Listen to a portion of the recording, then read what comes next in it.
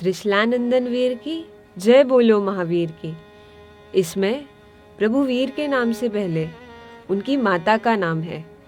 आखिर क्यों? बहुत सिंपल है रीज़न।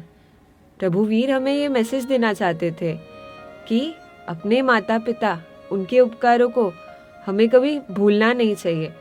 बस इसीलिए उनके नाम के पहले उनकी माता का नाम। धर्मबिंदु ग्रंथ में बात आती है कि स्कूल टीचर्स के रिलेटिव्स, अगर वो भी किसी प्रॉब्लम में हो तो हमें उनकी हेल्प करनी चाहिए। तो अभी जो ग्रंथ, जो शास्त्र हमें ये सिखाते हैं कि हमें हमारे स्कूल टीचर्स, उनके उपकारों को भी भूलना नहीं चाहिए, तो वो शास्त्र क्या हमें हमारे माता पिता के उपकारों को भूलना या इग्नोर करना ये सिखाएगा? बिल्कुल नहीं, ये तो पॉसिबल ही नहीं है। तो दीक्षा लेना वो हम हमारे कर्तव्य से भाग रहे हैं, ऐसा बिल्कुल भी नहीं है। स्कूल में हमको सिखाया गया है कि रोटी, कपड़ा और मकान ये हमारी बेसिक नेसेसिटीज है। ये अगर है मेरी फैमिली के पास और इतना है कि वो अपने फ्यूचर के इयर्स भी अपना मेंटल पीस बनाए रख सके उसके साथ, तो मेरी रिस्पॉन्सिबिलिटी तो पूरी हो जाती है, क्योंकि ये बेसिक नेसेसिटीज उनके पास है। अगर मुझे मेरे स्पिरिचुअल गोल की तरफ आगे बढ़ना है तो मैं आराम से बढ़ सकती हूँ। उसमें मेरी रिस्पॉन्सिबिलिटीज मेरे लिए हर्डल नहीं बन सकती। इधर रुकने का मेरे पास कोई विशेष कारण नहीं दिखता है। अभी मैं तो जा ही रही हूँ दीक्षा के मार्ग पर, और मेरे पेरेंट्स भी मुझे खुशी खुशी भेज रहे हैं। पर जिन्हें ये प्रश्न है कि दीक्षार्थी तो उनको तो क्या है, निकल जाना है, हंसते हंसते निकल जाना है, पीछे वालों का क्या, ये क्वेश्चन जो हमें करते हैं, मैं उनसे एक क्वेश्चन करती हूँ कि जिनको एक्चुअली रिस्पॉन्सिबिलिटीज निभानी है पर नहीं निभाते हैं, उनसे आपने कभी क्वेश्चन किया है? शादीशुदा होकर एक्स्ट्रा मैरिटल अफेयर्स रखने वाले, उनसे आपने कभी क्वेश्चन किया है? वो भी तो अपनी रिस्पॉन्सिबिलिटी से डाइवर्ट हुए ही है ना। अपने पत्नी की तरफ, अपने फैमिली की तरफ उनकी एक रिस्पॉन्सिबिलिटी थी, बट वो डाइवर्टेड तो है ही ना। आपने कभी उनसे प्रश्न किया? शादीशुदा होकर स्व स्त्री या स्व पुरुष, उसमें आपको संतोष नहीं और दूसरों में सुख ढूंढने की इच्छा से आप ट्रिप्स पर जाते हो, तो क्या तब आप अपनी रिस्पॉन्सिबिलिटी से दूर नहीं भागते हो? एक क्वेश्चन खुद से भी करना। जो बेटे या बेटी अपने पेरेंट्स को ओल्ड एज होम्स छोड़ाते हैं, क्या वो अपनी रिस्पॉन्सिबिलिटी से दूर नहीं भाग रहे? एक क्वेश्चन उनको भी जरा करना ना। डाइवोर्सेस, ये नाम तो आज इतना फेमस हो गया है कि मत पूछो बात। हर एक दिन 4-5 न्यूज़ तो आ ही जाती है कानों तक कि आज उसका, कल उसका और परसों किसी और का डाइवोर्स हुआ है। तो क्या तब वे अपनी रिस्पॉन्सिबिलिटी से नहीं भाग रहे? और तब उनके दिमाग में आप ये नहीं डालते हो कि तू मत करिए, तू अपनी रिस्पॉन्सिबिलिटी से भाग रहा है? ये क्वेश्चन आप उनसे नहीं करते हो? एक बार करना ना। शादी में लाखों रुपए खर्च किए। अरे एक सेकेंड, लाखों तो अभी पता नहीं कौन से जमाने की बात हो गई। अभी ट्रेंड तो करोड़ों में चल रहा है। तो शादी पे करोड़ों रुपए खर्च हो गए, और डाइवोर्स किस बात के लिए?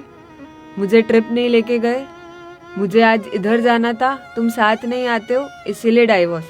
कोई बड़ा कारण भी हो तो समझ आ जाए, बट हर छोटे बात पे दूर जाने, मतलब डाइवोर्स करने की धमकी, और डाइवोर्स हो भी जाते हैं। भाई तब रिस्पॉन्सिबिलिटीज नहीं याद आती? तब आप उन्हें क्वेश्चन नहीं करते हो? एक आंटी, उनके ऑलमोस्ट उनको कोई डिजीज डायग्नोज हुई थी, और डॉक्टर ने कहा था कि उनके पास 3-4 मंथ्स का ही स्पैन है। 3-4 मंथ्स के पहले भी जा सकते हैं, but max to max 3-4 months. तो उस आंटी का जो बेटा था वो बहुत परेशान, माँ से बहुत लगाव था, सहज है ये बात। उसके फ्रेंड्स ने आकर उससे कहा कि चल पालितना गिरनार होकर आते हैं, तेरे घर पे अभी बहुत स्ट्रेस रहा है तुझे, तो तू थोड़ा फ्री हो जाएगा। तो उसने कहा कि नहीं, मुझे नहीं आना है, मम्मी को छोड़ के मुझे नहीं आना है। रीजन एकदम वैलिड, मम्मी को छोड़ के जाना भी कैसे। कुछ दिनों बाद उसके कुछ दूसरे फ्रेंड्स ने कहा कि बॉम्बे में एक इंटरनेशनल सिंगर का कॉन्सर्ट है, हम वहाँ चलते हैं। और उसने तुरंत हाँ कहा। अपने शौक मौज के लिए मम्मी को पीछे ऐसे ही छोड़ जाना, तब रिस्पॉन्सिबिलिटीज ये बात नहीं दिखाई देती। वो बहुत आसानी से कॉन्सर्ट अटेंड करने चला भी गया।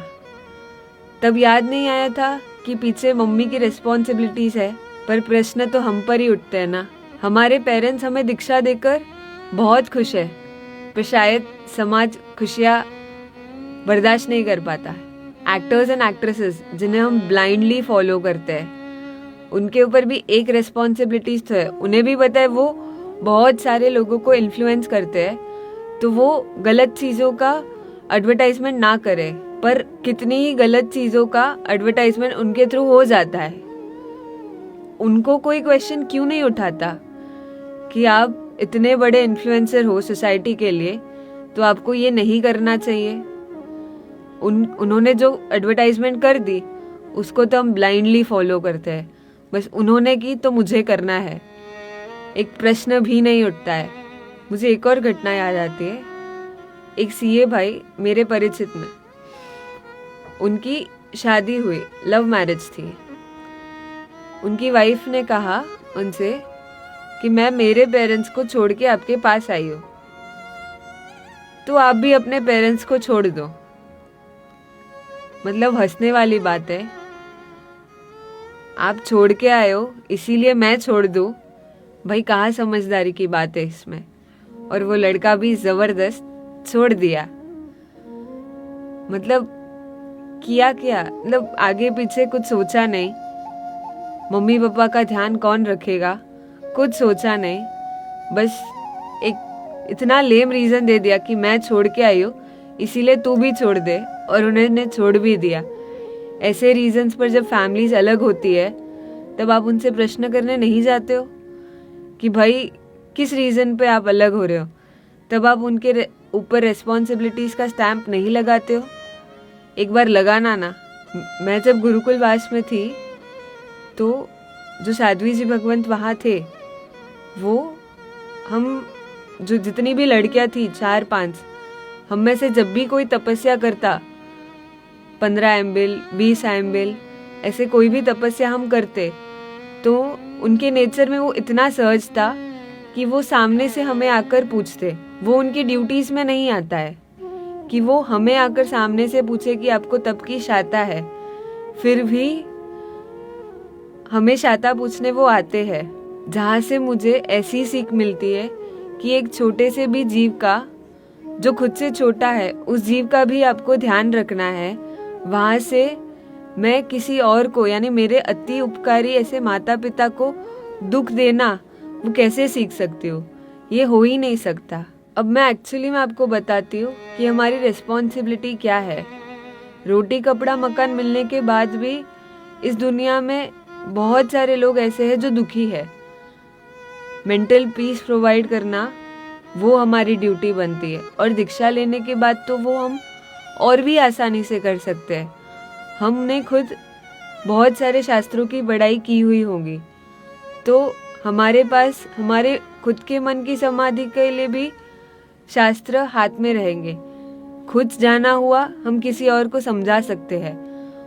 तो जब वो अपना दुख लेकर हमारे पास आएंगे तो सहज है हम उन्हें शास्त्र में से ऐसी बातें सिखाएंगे कि उनकी मन की समाधि फिक्स दूर होगी। साधनों से कोई सुखी रहा हो वो प्रश्न है, और शास्त्र समझने और जानने के बाद कोई दुखी रहा हो वो भी एक प्रश्न है। हम वहाँ रहकर उनके मन की समाधि का पूरा ध्यान रखेंगे। ऐसे बहुत सारे महात्मा हैं जो अपने माता पिता को दीक्षा के बाद जब भी उनको जरूरत रही है मन की समाधि दी ही है, तो मैं भी वो ही करूँगी ना। अगर मेरे मम्मी पापा को उसकी ज़रूरत रही तो फिक्स मैं उनको वो दूंगी।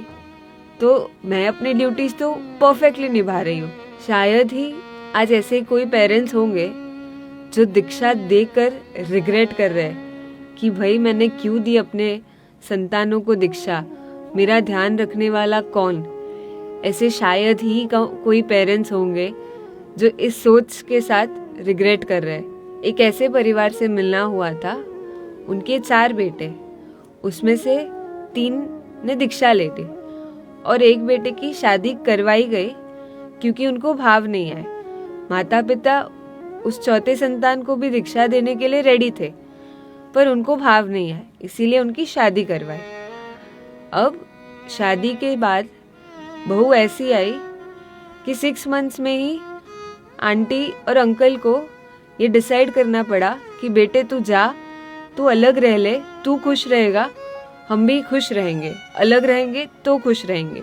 जब मैं उनसे मिली, आंटी अंकल ने मुझसे कहा कि 3 बेटों को दीक्षा देने का गम 1% भी नहीं, बट एक की शादी करवाई ना, उसका रिग्रेट है कि काश ये भी दीक्षा ले लेता। उन 3 संतान जिन्होंने दीक्षा ली, उनको बहुत सारे लोगों ने पूछा भी और शायद आज भी पूछते हैं कि आपको अपने पेरेंट्स का ख्याल नहीं रहा कि पीछे उनका क्या, पर उस एक को तो कोई पूछता भी नहीं है कि तेरे को तेरी रेस्पॉन्सिबिलिटीज नहीं याद आई। उस एक की तरफ तो शायद कोई ध्यान भी नहीं देता है। आखिर ऐसा क्यों? शायद ही ऐसे कोई पेरेंट्स होंगे जो दीक्षा देकर रिग्रेट कर रहे कि हमने अपने संतानों को दीक्षा क्यों दी। ऐसा सोच भी किसी के मन में शायद ही आता होगा, पर ऐसे अनेक पेरेंट्स हैं जिनके मन में आता है कि हमने क्यों पढ़ाया या फॉरेन क्यों भेजा, नौकरी क्यों करवाई। यही तो संसार की विचित्रता है ना। मुझे दे जो रूड़ा आशीर्वाद।